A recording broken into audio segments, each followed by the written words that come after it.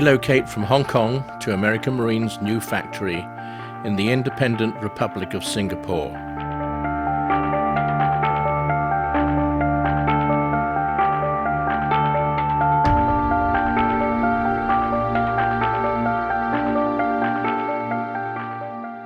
The facility is brand new and built to strict building codes. We learned about fiberglass from Bob Doris, seen here facing the camera.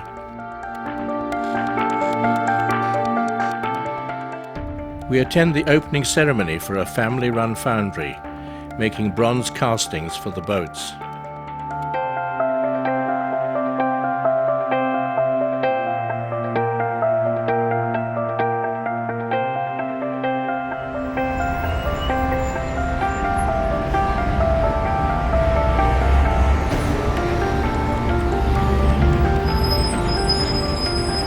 Traditional shop houses line the banks of the bustling Singapore River in scenes which no longer exist today.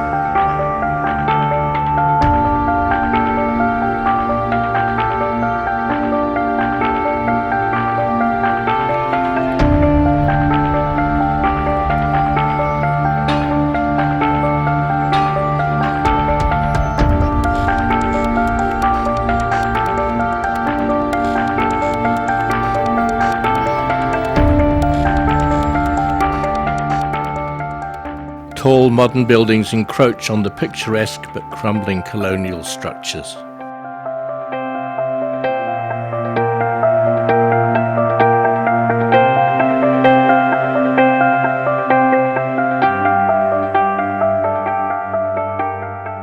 Situated 1 degree from the equator, we are enveloped in the steamy tropics, surrounded by exotic flowers and orchids, for which Singapore is famous.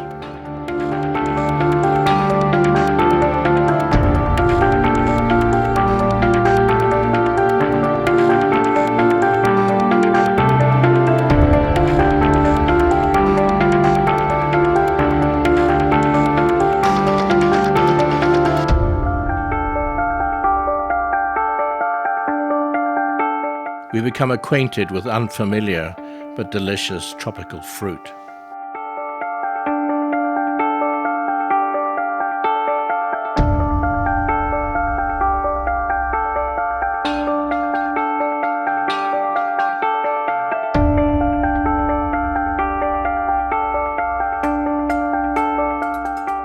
Singapore is a multicultural society. This playful video, made for the Singapore Cine Club, shows Jackie and Nikki in the garden of our first house.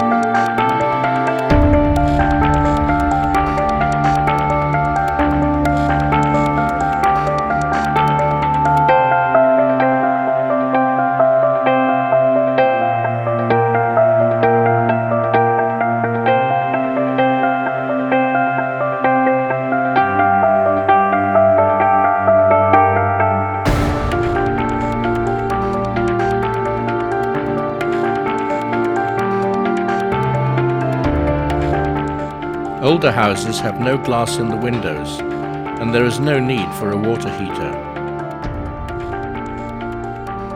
Our first excursion outside of Singapore is a drive up the east coast of Malaysia.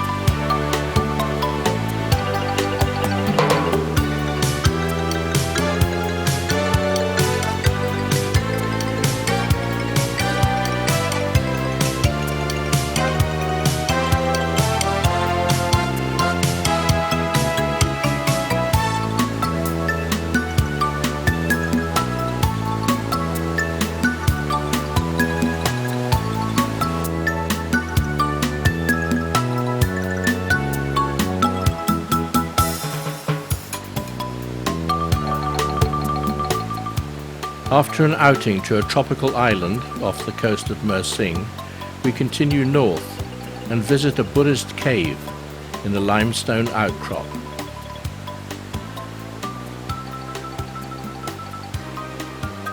And overlook the surrounding jungle.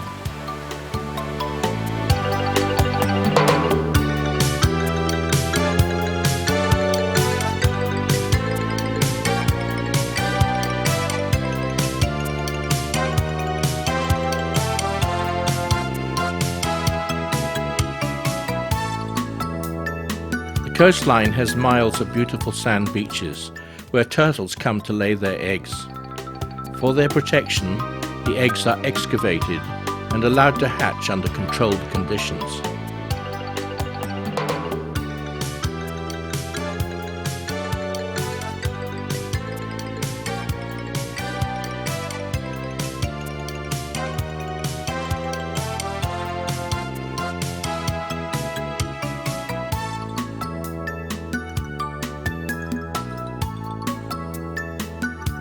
Although this video is titled Singapore, it mostly contains footage of the places we visit from there. This is because that is when the 16mm camera is used.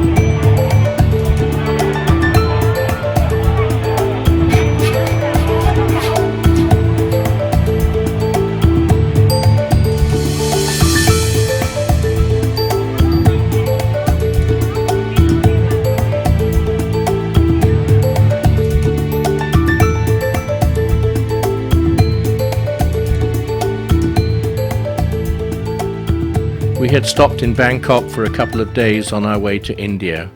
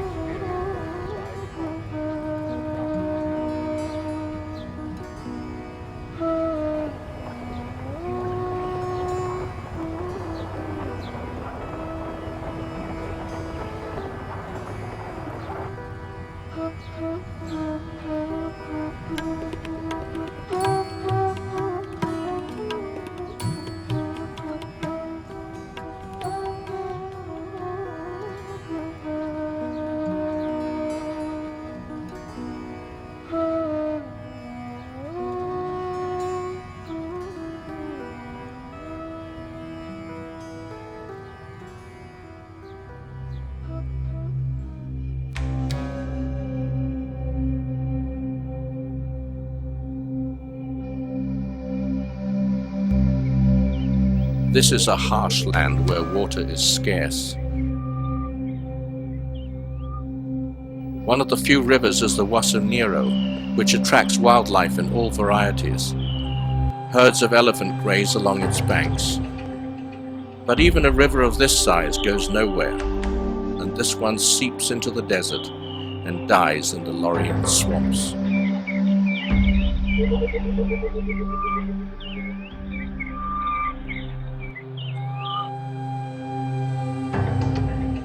Marsabit Mountain is surrounded by volcanic craters called Goughs. We are on our way to visit the biggest in the immediate area, called Goughs Bongoli, and four-wheel drive is a necessity.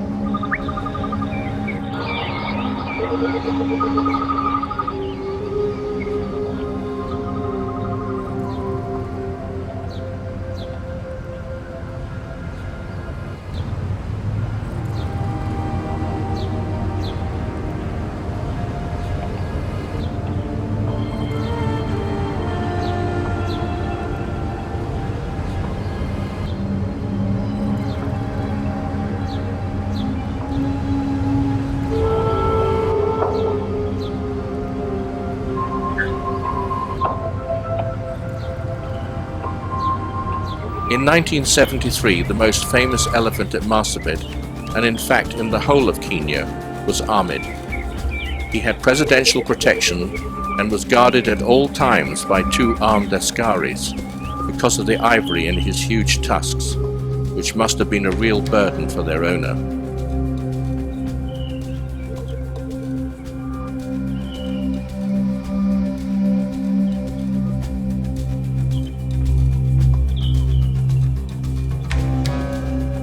You can just see a camel caravan in the background.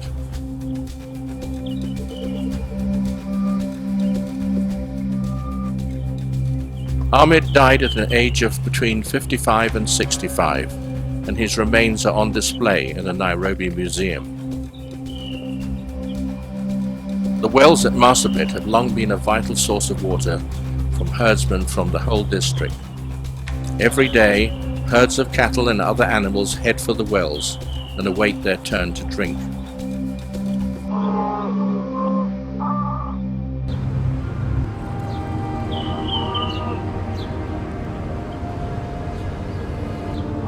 The water is drawn by hand as it has been for centuries. The government offered to install pumps, but the Boran people refused because they were afraid that they would lose control of the water to the government. The water is drawn by teams using leather buckets made from the hides of giraffe. They seem to synchronize their movements and the wells are known as the Singing Wells. When I shot this film, I recorded the chanting, but alas, the tape was mislaid over the last 30 years. The music used in this film is African, but not authentic to the wells.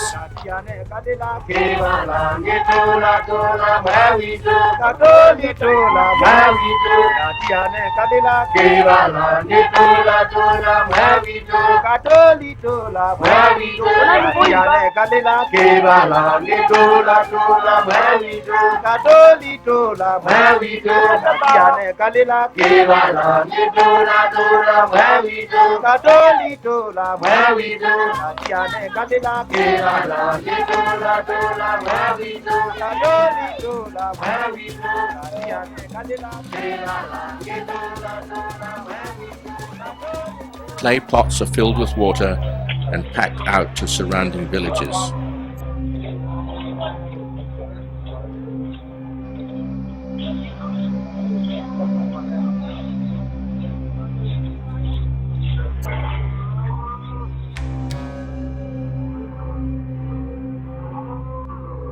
The desert is immense and stretches far beyond the horizon in every direction. This faint track leads out to the Chalbi Desert. The air shimmers in the heat, unrelieved by even a scrap of shade.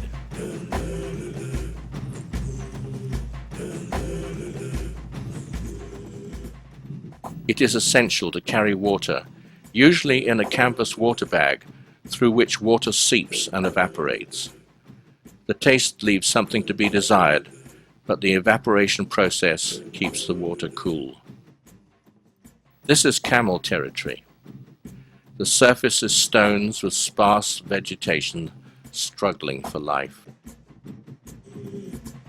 Water here is drawn from shallow wells sunk in a dry riverbed.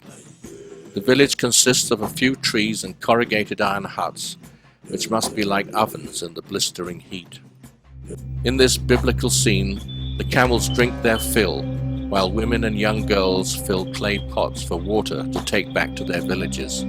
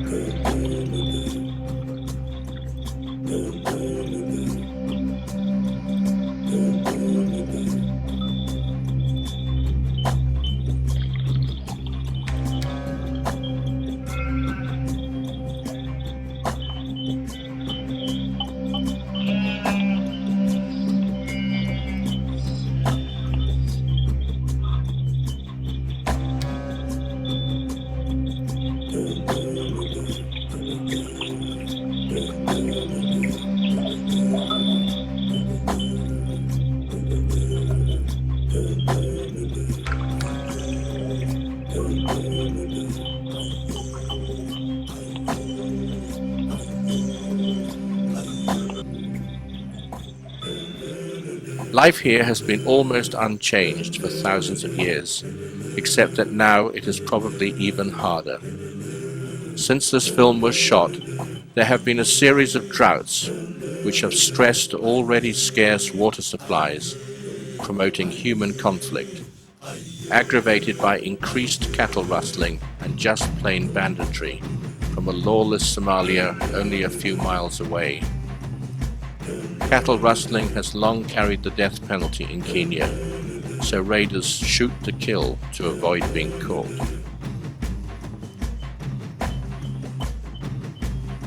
This is not a trip you could safely undertake today.